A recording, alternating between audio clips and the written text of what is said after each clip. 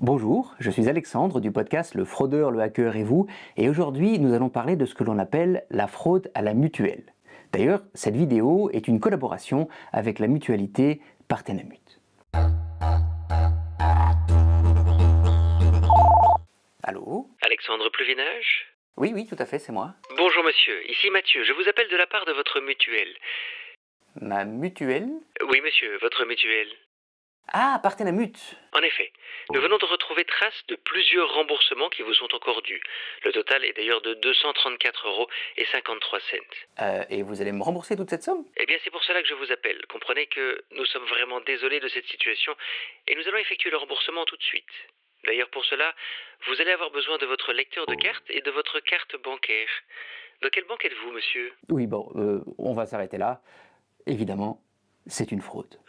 On l'appelle fraude à la mutuelle simplement parce que le fraudeur va essayer de prendre la place de votre mutuelle, simplement, on l'a entendu, pour essayer de vous faire mettre votre carte bancaire dans votre lecteur de carte, et il va vous demander de partager les codes. Ok, mais comment est-ce qu'ils connaissent mon nom et mon numéro de téléphone alors?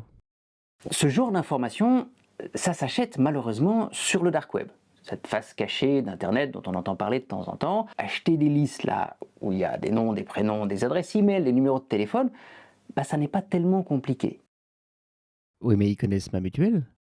Rappelez-vous, l'appel téléphonique au début de cette vidéo, c'est moi qui lui dis dans quelle mutualité je suis. Et en fait, si on avait continué la conversation, j'aurais peut-être aussi dit dans quelle banque je suis. Les fraudeurs sont très forts pour nous soutirer de l'information qu'on a l'impression qu'ils ont déjà finalement. Et comment est-ce qu'ils font? Imaginez la conversation suivante. On m'appelle, on me dit « Bonjour monsieur, est-ce que vous êtes bien né à telle date ?»« Oui, c'est moi. »« Eh bien, je suis de votre mutuelle et j'ai besoin de vérifier que je parle bien avec la bonne personne, donc il faudrait que vous me confirmiez votre numéro d'adhérent. Vous le trouverez sur toutes nos communications. » Oui, alors en général, je prends un des derniers courriers que j'ai reçus et je donne mon numéro à une personne qui ne l'avait pas. Ils sont pas très malins parce que j'ai leur numéro de téléphone.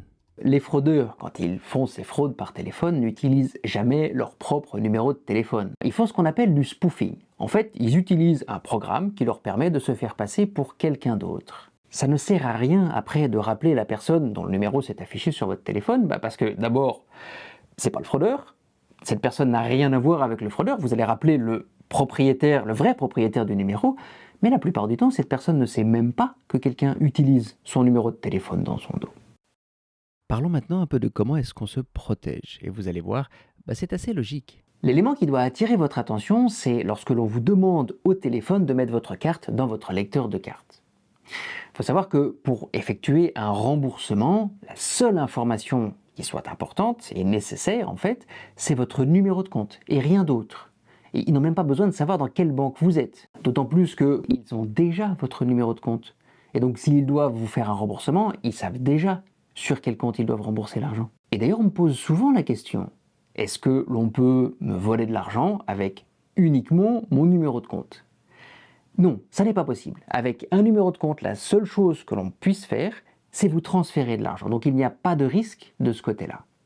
En revanche, si vous avez été victime de ce type de fraude et que vous avez partagé les codes, ce que vous générez avec votre lecteur de carte, réagissez le plus vite possible. Il faut d'abord appeler CardStop pour faire bloquer votre carte bancaire et ensuite appeler votre banque le plus vite possible parce qu'ils vont pouvoir soit bloquer le transfert, soit essayer de récupérer les fonds. Alors oui, vous pouvez contacter votre mutuelle, mais en fait ils ont simplement usurpé son identité. C'est votre banque que vous devez appeler le plus vite possible. Je voudrais remercier Partenamut pour leur collaboration dans la création de cette vidéo. Je vous souhaite une très belle journée et vous dis à très bientôt dans le prochain épisode ou la prochaine vidéo de votre podcast, Le Fraudeur, le Hacker et vous. Prenez soin de vous.